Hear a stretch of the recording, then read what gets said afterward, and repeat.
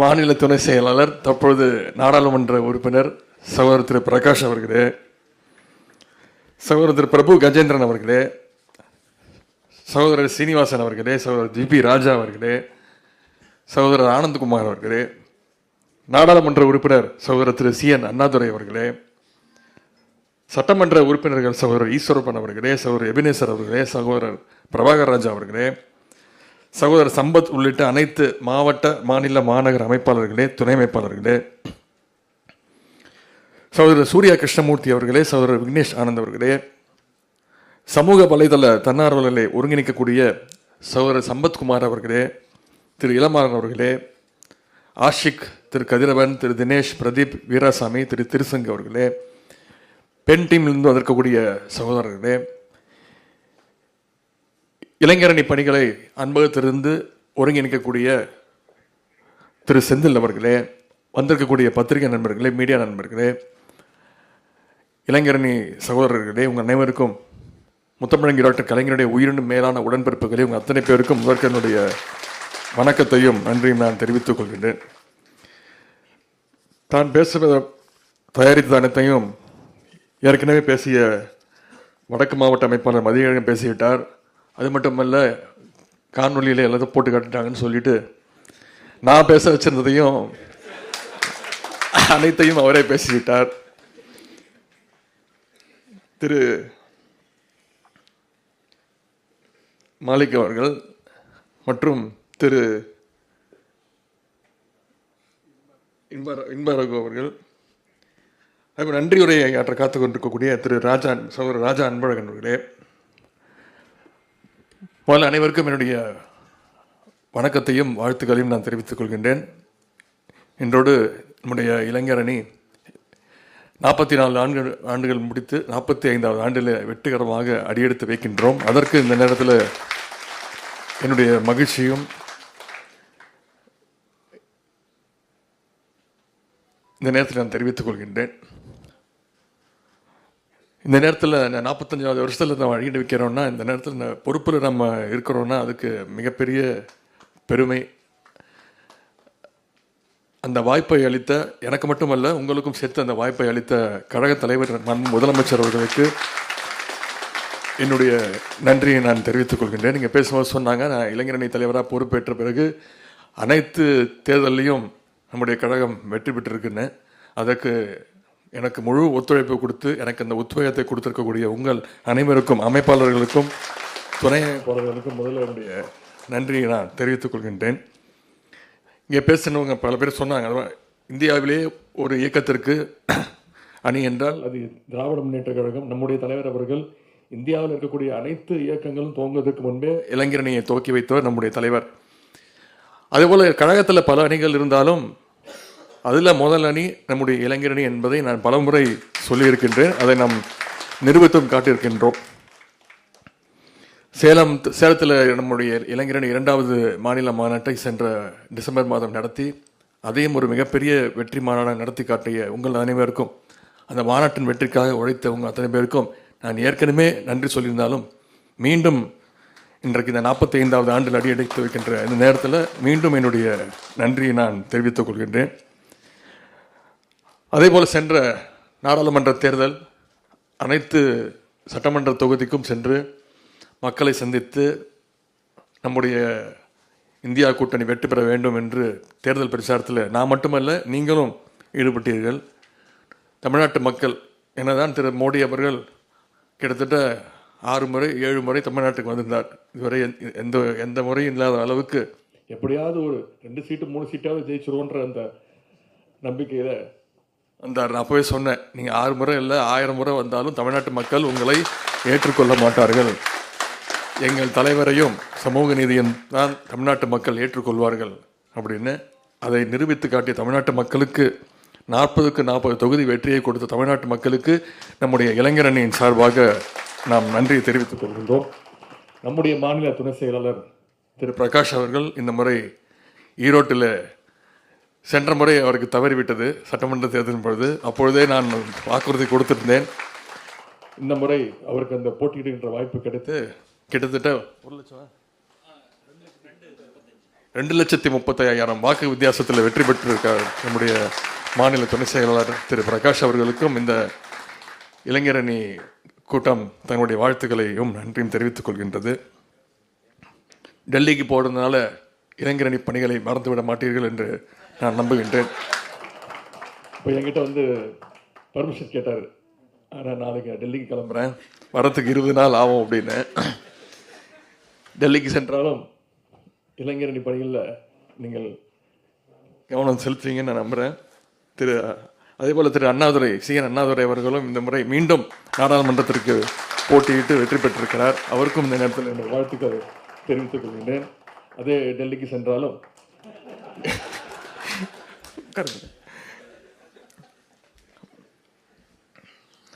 இந்த நேரத்தில் இன்னொரு நன்றியும் சொல்லியாக வேண்டும். விக்கிரவாண்டி தேர்தல் வெற்றி, அதற்கும் நாம் அத்தனை பேரும் களத்தில் இறங்கி நம்முடைய பிரச்சாரங்களை எல்லாம் மேற்கொண்டோம்.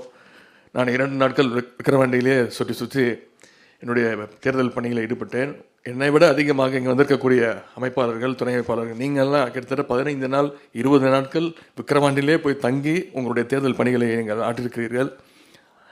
ஆய்வுக் கூட்டங்களை தொடர்ந்து நடத்தி கொண்டிருக்கிறோம். ஒவ்வொரு மாவட்ட அமைப்பாளர், துணை அமைப்பாளர்களும் வர சொல்லி அவங்களுடைய மினிட் புக்களை எல்லாம் ஆய்வு செஞ்சு என்னென்ன பணிகள் செஞ்சுருக்கிறீங்க, இன்னும் எப்படி சிறப்பாக செய்யலாம் அப்படின்ற ஆய்வுக் கூட்டத்தை நடத்துகின்ற பொழுது 99% பேர், உங்களில் பல பேர், இன்னும் சொல்லப்போனால் உங்களில் அத்தனை பேருமே விக்கிரவாண்டி இடைத்தேர்தலில் நீங்கள் தேர்தல் பணியை ஆற்றிருக்கிறீங்க. அதை கேட்கும்பொழுது மிகுந்த மகிழ்ச்சியாகவும் இருக்கின்றது. எனவே அந்த தேர்தல் வெற்றியிலுமே உங்களுடைய பங்கு மிக மிக முக்கியமான பங்கு. அதற்கு இந்த நேரத்தில் என்னுடைய நன்றியையும் வாழ்த்துக்களையும் நான் தெரிவித்துக் கொள்கின்றேன். இன்றைக்கு 45வது ஆண்டு அடியெடுத்து வைக்கின்றோம் என்றால், இன்னைக்கு இங்கே பேசியது போல் நம்முடைய கழக தலைவர் அவர்கள் கோட்டையில் இருக்காங்க, ஒரு நிகழ்ச்சியில் கலந்துகிட்டு இருக்கிறாங்க. அங்கே இருந்தாலும் அவங்களுடைய முழு நினைப்பும் முழு எண்ணமும் இந்த அன்பகத்தில் நடக்கக்கூடிய இந்த நிகழ்ச்சிகள் தான் கண்டிப்பாக இருக்கும். ஏன்றால் நேற்று நள்ளிரவு எனக்கு தொலைபேசியில் அழைப்பு, ஒரு 11 மணிக்கு தொலைபேசியில் அழைச்சி, என்னென்னா நாளைக்கு 45வது பிறந்த நாளா இளைஞரணிக்கு அப்படின்னு சொல்லி வாழ்த்துனாங்க. அதே போல் இன்றைக்கி காலையில் 8 மணிக்கெல்லாம் தொலைபேசியில் அழைத்து என்னுடைய வாழ்த்துக்கள், இளைஞரணிக்கு என்னுடைய வாழ்த்துக்கள் அப்படின்னு சொன்னாங்க. தலைவர் எந்த பொறுப்புக்கு போனாலும், எந்த மிகப்பெரிய பொறுப்பு அடைஞ்சாலும், மாநாட்டில் நான் சொன்னேன்ல, இந்த இளைஞரணி மாநில இளைஞரணி செயலாளர்ன்ற பதவி எப்போவுமே இந்த எங்களுடைய இளைஞரணிக்கு பிராண்ட் அம்பாசிடர்னா அது நம்முடைய கழக தலைவர் அவர்கள் தான். அதைத்தான் அவரும் விரும்புவார். என்றால் அவர் உழைச்சிருக்கிறாரு. இன்றைக்கி இந்த இவ்வளோ பெரிய பொறுப்புக்கு வந்திருக்கிறாருன்னா இளைஞரணி தான் அதற்கு அடித்தளமிட்டது. இங்கே நிறைய பேர் உள்ளாட்சி பொறுப்புகளில் நிறைய முக்கியமான பொறுப்புகளுக்கு வந்திருக்கிறீங்க. மக்களால் தேர்ந்தெடுக்கப்பட்டு, இதுவும் நியமன பொறுப்பு கிடையாது, மக்களால் தேர்ந்தெடுக்கப்பட்டு. அதேபோல் மாவட்ட செயலாளர்களாக எனக்கு பல பேர் வந்திருக்கிறாங்க, ஒன்றிய செயலாளர்களாக பல பேர் வந்திருக்கிறாங்க, சட்டமன்ற உறுப்பினர்களாக, அமைச்சர்களாக, முதலமைச்சராக வந்திருக்காங்கன்னா அது இந்த இளைஞரணி போட்ட இளைஞரணியில் அந்த உங்களுடைய உழைப்புக்கு கிடைத்த அந்த அடித்தளம் தான். எனவே இன்றைக்கு இந்த முரசொலி சமூக வலைதளங்கள் துவங்கி இருக்கிறோம். ஏற்கனவே இளைஞரனுக்கு என்று ஒரு சமூக வலைதளம் இருந்தாலும் இன்னைக்கு ஒரு வருவாய் மாவட்டத்திற்குன்னு தனியாக ஒரு சமூக வலைதள பக்கங்கள், இன்ஸ்டாகிராம், எக்ஸ்தலம், ஃபேஸ்புக் அப்படின்னு ஒரு மாவட்டத்திற்கும் துவங்கி இருக்கின்றோம். பைலட் ப்ராஜெக்டாக இன்று இங்கே அன்பகத்திலிருந்தே இந்த அடுத்த ஒரு 1.5 மாதங்களுக்கு இந்த சமூக வலைதள பக்கங்கள் இங்கிருந்தே இயங்கும். இதற்கான பயிற்சி இவரை பேசி முடிந்த பிறகு, இந்த நிகழ்ச்சி முடிந்த பிறகு இதற்கான பயிற்சி உங்கள் அனைவருக்கும் வழங்கப்படும். நான் கேட்டுக்கொள்வதெல்லாம், இப்பொழுது எப்படி அரசியல் களம் மக்களை சந்திக்கிறோம், அந்த களம் எவ்வளவு முக்கியமோ அதே போல் இன்றைக்கி இந்த சமூக வலைதளங்களும் மிக மிக முக்கியமாக இருக்கின்றது. குறிப்பாக பாரதிய ஜனதா கட்சி வெறும் பொய்களையே பரப்பி, பொய்யையே பேசி மட்டுமே அரசியல் பண்ணிக்கிட்டு கொண்டிருக்கிறார்கள். ஆனால் நம்முடைய இயக்கத்திற்கு தான் இந்த வரலாறு இருக்கின்றது, திராவிட இயக்க வரலாறு. நம்ம பாசறை கூட்டம் நடத்தணும்னு சொல்கிறோம்ல, ஒரு தொகுதிக்கு ஒரு பாசறை கூட்டத்தை நடத்தி காட்டணும். தலைவருடைய கட்டளையின் பேரில் ஒரு தொகுதிக்கு நடத்தி காட்டணும். 234 தொகுதியில் பாசறை கூட்டங்கள் நடத்தணும். இப்போது ஒன்றிய அளவிலையும் பாசறை கூட்டங்களை நடத்த இருக்கின்றோம். ஏன்னா இந்த சமூக வலைதளங்கள் மிக மிக முக்கியமான ஒரு பங்கு வகிக்கின்றது. உங்களையெல்லாம் நான் கேட்டுக்கொள்வது, இந்த பயிற்சியை கொஞ்சம் கூர்ந்து கவனித்து அனைவரும் சமூக வலைதளங்களில் இன்னும் சிறப்பாக நீங்கள் எல்லாம் செயல்படணும்னு நான் கேட்டுக்கொள்கின்றேன். நம்முடைய முரசொலி பாசறை பக்கம் காலைல எழுந்திரிச்சோன்னே தினமும் முரசொலி தவறாமல் படிச்சிருக்கேன். தலைவருடைய அறிக்கைகள், நம்முடைய அரசினுடைய திட்டங்கள், என்னுடைய அறிக்கைகள் அதை படித்து அந்த பாசறை பக்கம், குறிப்பாக முரசொலியுடைய கடைசி பக்கத்தை கடந்த கிட்டத்தட்ட 1.5 ஆண்டுகளாக சென்ற வருடம் ஜனவரி மாதம் ஆரம்பித்தோம். தினமும் இளைஞர் அணிக்கென்று ஒரு பக்கத்தை ஒதுக்கி முரசொலி பாசறை பக்கத்தை, முரசொலியில் கடைசி பக்கத்தை வெளியிட்டிருக்கிறோம். அது மட்டும் இல்லை, இளைஞர் அணிக்கென்று முதன்முறையாக ஒரு பதிப்பக்கத்தை துவங்கி புத்தகங்கள் வெளியிட்டிருக்கிறோம். அனைத்து புத்தக கண்காட்சியிலும் விற்பனை செய்யப்பட்டிருக்கிறது. அதையெல்லாம் படித்து இந்த சோஷியல் மீடியாவில் இன்னும் நீங்கள் கொஞ்சம் ஆக்டிவாக இயங்கணும் அப்படின்னு நான் கேட்டுக்கொள்கின்றேன்.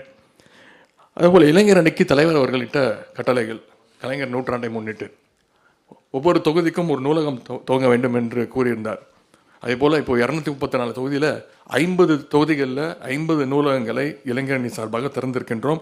அந்த 50 மாவட்ட அமைப்பாளர்களுக்கும் துணை அமைப்பாளர்களுக்கும் என்னுடைய பாராட்டுகளையும் வாழ்த்துக்களையும் நான் தெரிவித்துக் கொள்கிறேன். மீதம் இருக்கின்ற அந்த சட்டமன்ற தொகுதிகளில் விரைவில் நிறைய இடத்துல தயாராக இருக்கின்றது. நான் சுற்றுப்பயணம் சொல்லும்பொழுது அவங்க துவங்கிறதுக்காக காத்துக்கிட்டு இருக்கிறாங்க. நான் வரும்பொழுது கண்டிப்பாக அனைத்து நூலகங்களும் விரைவில் துவங்கப்பட்டு மக்களுக்கு, பொதுமக்களுக்கு, மாணவர்களுக்கு அது உபயோகமாக இருக்கும் என்று நான் நம்புகின்றேன். அதேபோல் 100 பேச்சாளர்களை தேர்ந்தெடுக்க கொடுக்க வேண்டும். பேச்சு போட்டி நடத்தி, தமிழ்நாடு முழுக்க பேச்சு போட்டி நடத்தி 100 சிறந்த பேச்சாளர்களை தலைமை இடத்திலே கொடுக்க வேண்டும் என்று தலைவர் கட்டளை இருந்தார்கள். அந்த பணியை இப்பொழுது ஆரம்பித்திருக்கின்றோம். ஆய்வுக் கூட்டத்தின் பொழுது உங்கள்கிட்ட நான் விசாரித்தேன்.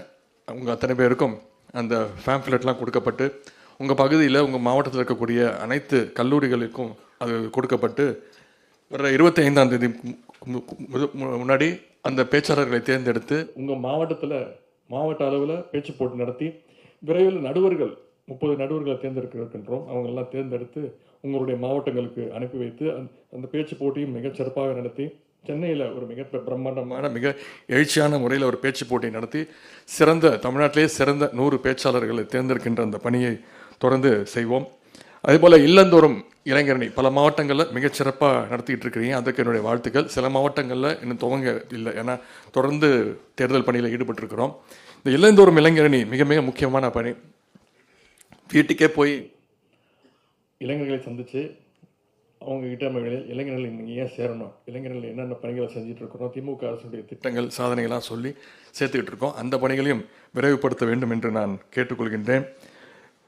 அதேபோல் துணை செயலாளர்கள் 7 பேருக்கும் இந்த நேரத்தில் என்னுடைய தனிப்பட்ட முறையில் என்னுடைய நன்றியை நான் தெரிவித்துக் கொள்கின்றேன். நான் பல பணிகள் அமைச்சராக ஆனதுக்கு பிறகு விளையாட்டுத்துறையின் சார்பாக, சிறப்பு திட்ட செயலாக்கத்துறையின் சார்பாக பல பணிகள் இருந்தாலும் தமிழ்நாடு முழுக்கும் பயணம் பண்ணி ஆய்வுக் கூட்டங்கள் என்னால் இன்டர்வியூவில் நேர்காணலில் ஈடுபட முடியவில்லை என்றாலும் துணை செயலாளர்கள் அவங்க தான் தமிழ்நாடு முழுக்க பயணம் பண்ணி ஒவ்வொரு மாவட்டத்திற்கும் வந்து இன்டர்வியூ அட்டன் பண்ணி ஒவ்வொருத்தரையாக சந்தித்து அந்த ரிப்போர்ட்ஸ்லாம் எனக்கு கொடுத்தாங்க. அதை வச்சு தான் ஒவ்வொரு மாவட்டத்திற்கும் நிர்வாகிகள் தேர்வு செய்யப்பட்டார்கள். எனவே அவங்களுக்கு இந்த நேரத்தில் என்னுடைய நன்றியை நான் தெரிவித்துக் கொள்கின்றேன். அதேபோல் விரைவில் ஒன்றிய அளவில், பேரூர் பகுதி அளவில் நியமிக்கப்பட வேண்டிய நிர்வாகிகள்லாம் விரைவில் அறிவிக்கப்படுவார்கள்.